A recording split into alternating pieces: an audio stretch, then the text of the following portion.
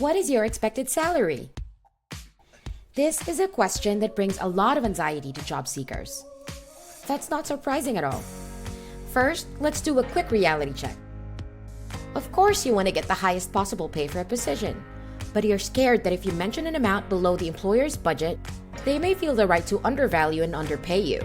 But if you mention an amount that's over the employer's budget, they might find you too expensive or unreasonable to a point they won't even offer you the job at all. And the truth is, a lot of people go into salary conversations unprepared and just hoping for the best. Why do recruiters or hiring managers ask about your expected salary? The answer is simple. They want to make sure they can afford you. Every position is budgeted.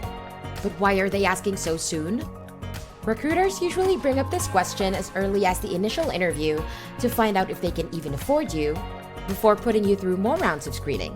They do not want to waste their time nor yours, because time is money. The bigger dilemma is, how should you as a candidate answer this question? Welcome to HR for Humans, your one-stop channel for HR-related content understandable by humans. In this video, I will share with you 5 simple yet powerful tips that can help you confidently answer the question, what is your expected salary? And make it work in your favor.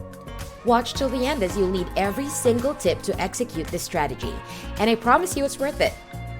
Tip number 1, find out the current salary market rates for the position you are applying for. You can easily Google average salaries for profession or job title in your location and industry. Websites such as Indeed, ZipRecruiter, Salary.com, and PayScale offer this information for free. This gives you a general idea of what the market pays for the work that you do. Tip number 2, take note of salary range information in each job posting you apply for. This gives you a ballpark figure of an employer's salary budget for a position. This information will be very useful as you eventually receive interview invitations and face the inevitable question. Never go into any interview without knowing what the employer posted as their salary range. This information should even help you decide whether to proceed with your application or not. Tip number 3, based on the information you've gathered, conduct a self-assessment and decide your sweet spot. Think about the current salary market rates and assess where in that range your education and experience level fall under. Be honest with yourself so you can set the right expectation.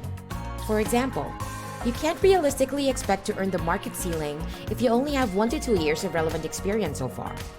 Take into consideration what you were earning in a previous similar role. Targeting a pay boost between 10 and 20% is generally desirable when changing jobs. Consider your financial needs, obligations, and goals. Based on all this information, what is the absolute lowest deal-breaking amount that you're willing to accept? And what amount would be ideal? Once you've decided on your expected salary range, keep it to yourself. Don't put it anywhere in your resume or online applications. Tip number 4, when you're finally asked the big question, deflect. If and when a recruiter or hiring manager asks you about your salary expectations, do not answer the question. Just like in any negotiation scenario, never give the first number.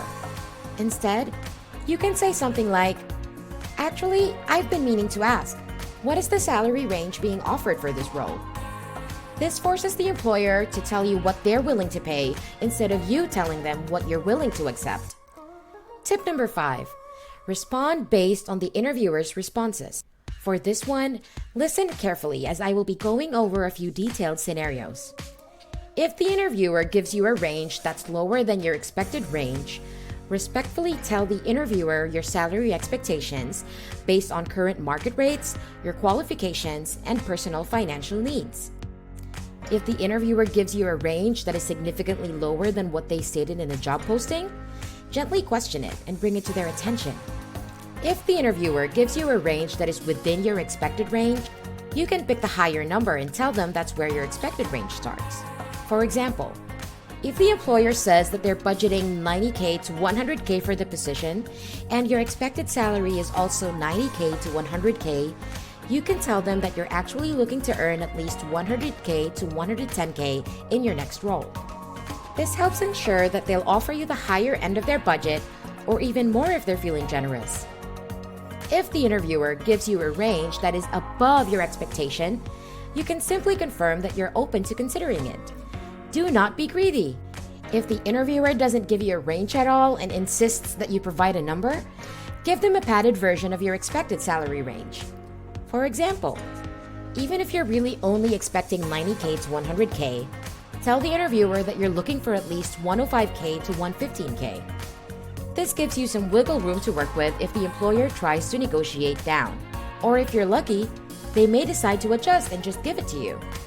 So, do you agree with this approach? Or do you have a different strategy? Let us know in the comments section below. But before you go, I have a few more important reminders for you. Number 1. These salary conversation tips may not be applicable to companies or industries with very structured salary schedules and placement guidelines such as the public sector. It is more likely they will not even ask you this question. Number 2. When it's time to decide on an official job offer, make sure to factor in other compensation aspects such as medical insurance coverage, paid time off, stock options, retirement benefits, etc. And lastly, remember that while employers may ask about your expected salary, not all employers can ask about your current or previous salary. Pay history questions are illegal in certain U.S. states or jurisdictions such as California, New York, Nevada, Massachusetts, and many more.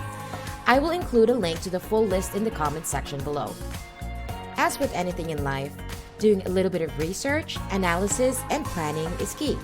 And by following these tips, you're putting yourself in the best position to be offered the salary you truly deserve.